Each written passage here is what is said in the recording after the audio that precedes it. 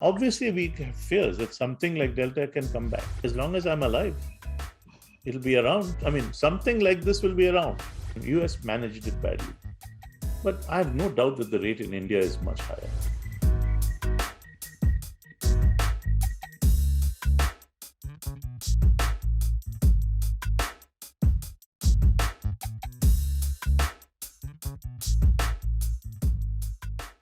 Right now, I think we are a little optimistic that we're in a better place. At least, let's say for the next 6 to 8 months, we hope we'll be in a better place.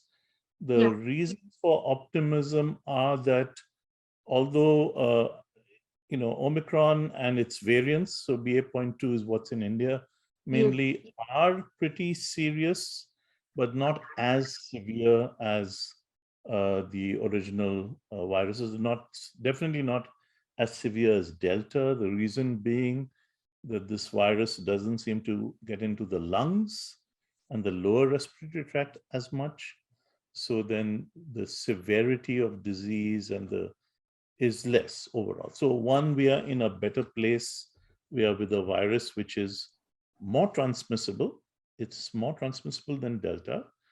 And so it will have an advantage, evolutionary advantage to survive. So it will likely, to a large extent, replace Delta. Okay, that's what it will do. Obviously, we have fears that something like Delta can come back. Something like Delta can be somewhere where there's no Omicron somewhere, and it may hang around. But it still needs, so far as we know, human hosts to transmit it.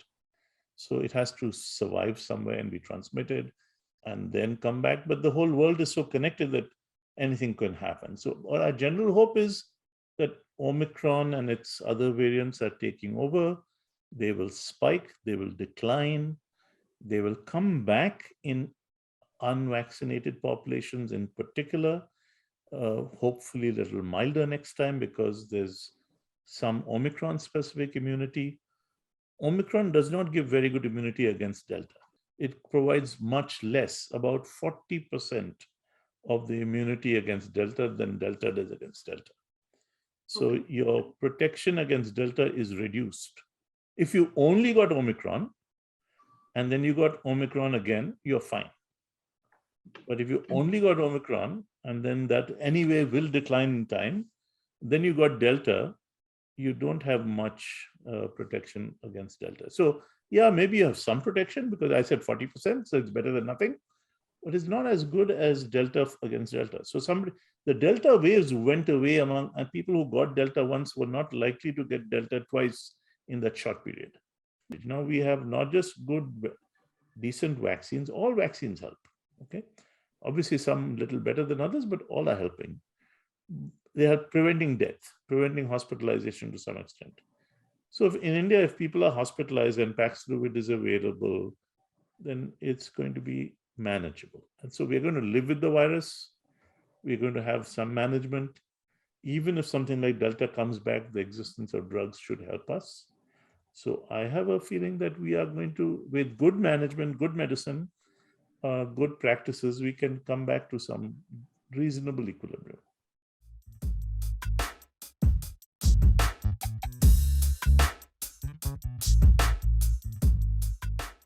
We have learned a huge amount about the virus. So of course there was an advantage that there was a small group of scientists in the world who for the last 20 years or so, I would say longer than that because other people studied other coronaviruses. For the last 20 years or so, they had been studying the first SARS virus and the MERS virus. Now think about 1,000-fold more people jumping in on this virus. So we have a small number of people studying it. There's some knowledge there. We have got baseline knowledge about the genes of these viruses. And now so many more people have jumped in. We've got so much information. This virus is probably the most studied virus in the world. At the end of the day, between vaccines and drugs, we'll come to a decent control. As long as we practice, now obviously there are many people across the world who refuse to take vaccines and so on. That's there, but the drugs are there too, right? So even if you account for that irrational fear of vaccination among some people, one hopes that most of them will at least take drugs and that we will achieve control in that fashion.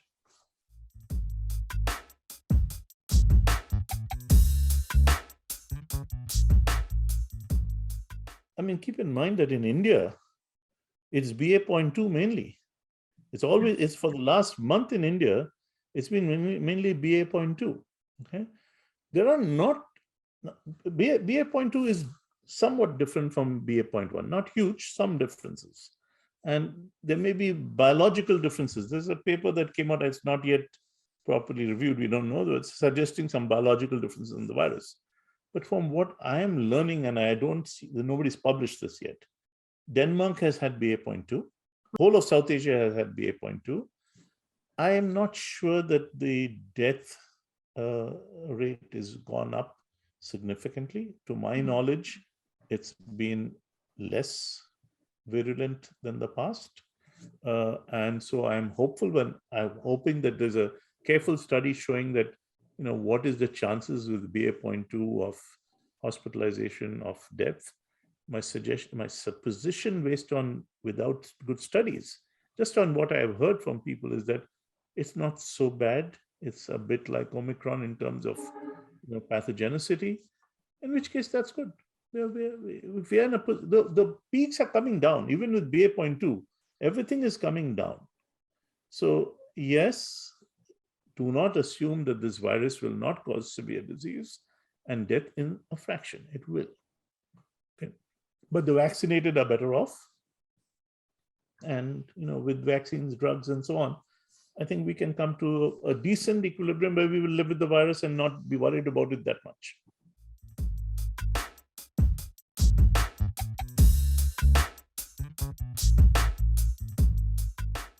As long as I'm alive, it'll be around. I mean, something like this will be around. We are not going to, those of us who've been reading about coronavirus knew from the very beginning, we're never going to get rid of this. You're going to have it. We can only hope that it becomes something more like one of the common cold coronaviruses. That is what we can hope for, that we come to a point where you have variants which are more easily transmissible, are less pathogenic. The virus has no interest in killing anybody. Okay, the virus's evolution is not directed towards killing. It is directed towards entry. It wants to survive. It wants to evade our immunity to some extent, and it wants to survive. Okay, so we can hope that the evolution will take us to the point where the most likely prevailing species will still be transmissible, like you get the common cold, but not that virulent. And we're lucky in some sense that Omicron changed so much that its biology changed a bit. Now, that is not to say something worse cannot come back. Okay, I'm not saying that, but these types of viruses like Omicron will dominate. And if that proves to be correct, with some caveats that you can never be 100% sure that something else won't come back, but then what comes back will have to be transmitted better than this. And hopefully that won't be as lethal either, so that's fine. But the drugs should still work even against those variants. So what is hopeful for me is that, yes, with widespread and proper use of drugs early on, plus vaccination, which definitely, because of our data here is so strong for vaccination that if you died, the chances were you were unvaccinated. It's like multiple times, at least 25-fold higher chance of death if you are unvaccinated. So if you are vaccinated and we figure out the best schedule of vaccination for the years to come, and we have drugs available in the armamentarium, I think we're in a reasonable place. It's not going to be nothing, right? You're still, like we get flu and die, right? People are dying of malaria today. More people die of malaria across the world. So, disease is disease. We didn't get rid of malaria. You could get rid of smallpox. Theoretically, you can get rid of Ebola also, okay? But it's hard to get rid of this virus. It's just too easily transmitted and human to human, and somewhere it'll be hanging out. And it's transmitted in people who don't have severe disease, asymptomatic people. So then you can't even identify them.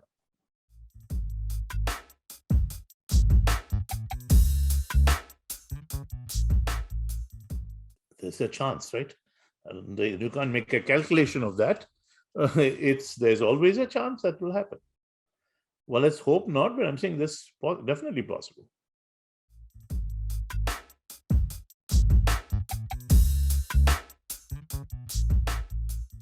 I think you can be confident that it will never be as major as the Delta wave in India. There could be a new virus that comes, not coronavirus, not this coronavirus, right? It could be a completely new virus that comes from somewhere, but the chances are again lower. Maybe in 10 years, something will happen like that, okay? But for coronavirus, there will always be some level of immunity from our vaccination. Vaccinations will morph to be optimized, okay? There will be drugs.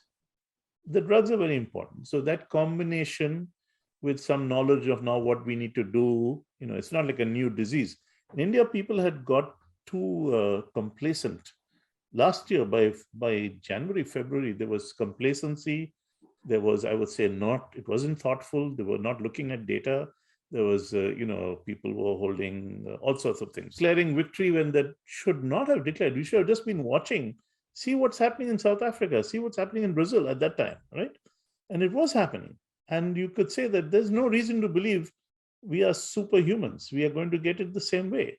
Because there was a thought, and that was a thought, there was a sort of soft scientific basis to think that people in parts of the world who have repeated infections, like South Africa, like Brazil, like India, might have something, and that there's a term for it called trained immunity. So it was a broad thinking across some people's minds that we have some trained immunity. I mean, even this former student of ours, Sid Mukherjee, the guy who wrote that book, Emperor of All Maladies and so on, he wrote a big article about it, saying, yeah, it's probably in India won't get it because, but the reality was that trained immunity is a bit soft. It's not something that we all believe is real. But the moment you saw Brazil, where it's all the same conditions, the moment you saw South Africa, there was absolute reason to be, if there was very great seriousness, you would say, look, it's going to come here. We cannot be. And then the data was also saying it's coming up.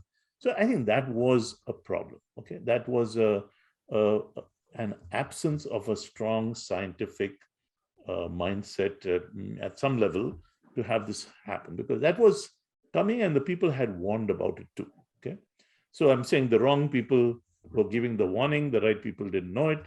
So I don't think that'll happen again. Everyone learns lessons, right? That will never happen. That happened. Let's take it that it happened. But I mean, people in India are very bright.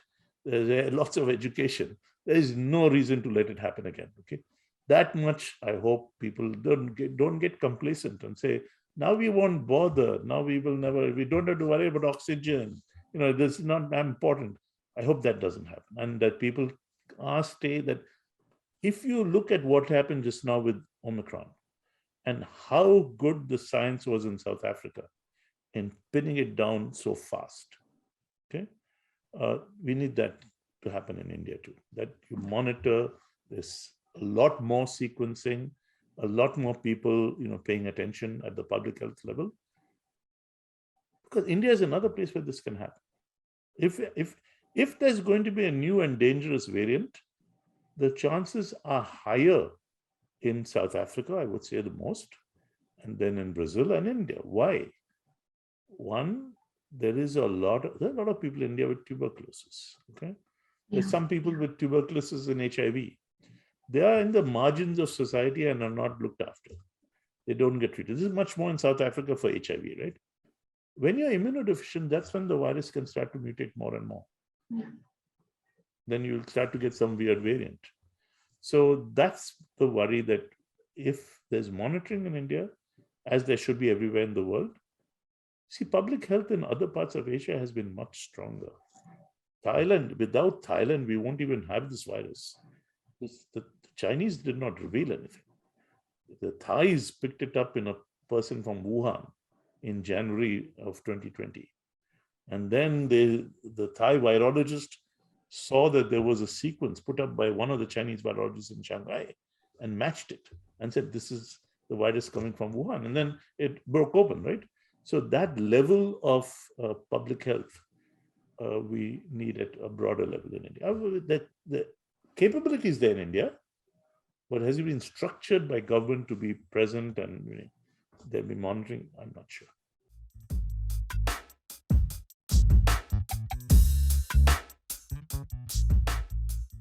So let me make some corrections, okay? It is true in the US it was badly hit, right? I'm not questioning. And US managed it badly. But I have no doubt that the rate in India is much higher. Okay. If you actually, I mean, if you look for, here everything has been accounted for. If you look at excess deaths in a careful manner in India, you will find modest. Now, same thing is true in Brazil, right? Not fully accounted for. So, but that's not important. Okay? The US was not strong in its response. It is in part, US has being a highly capitalist society, its public health structure was terrible. I actually think the public health structure here was very bad.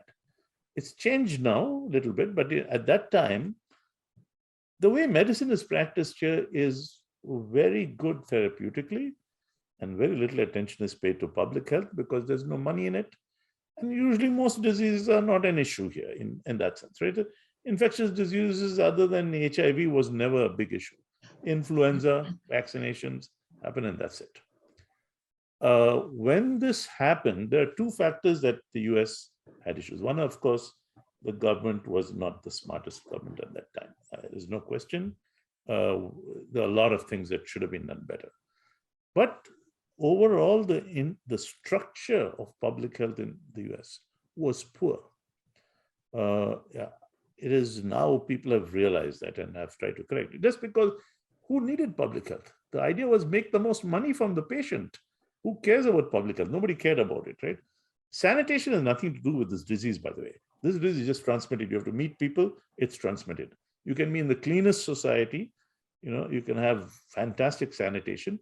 It's all about transmission, right? I can live in a very clean place. I can be in Denmark and I can transmit, okay? So that wasn't the issue. The issue really was the lack of public health organization earlier on, and many missteps by the government, and some missteps even by the current government in not preparing with. So some parts of the US have been much better than others. So like I would say, let me talk about my own university and what's happened. We had the capacity here. We've always had the capacity at the Broad Institute, so it's Harvard and MIT, to sequence more than anyone in the world. But initially the rules in the US were that if it's a new virus, it must be only analyzed at the CDC. So now people have changed the way they think that now. So some parts of the US have reorganized themselves to be able to do this. We won't be caught unawares here. There are some parts of the US which are not being very rational, where there's the anti-vax sentiment is strong, the public health views are not so great. So even there, the doctors know what they need to do. They've changed the way they do things. So yes, it is true. The US did badly. And if you rated countries that did badly, it should be considered as one that did badly initially, but it has caught up.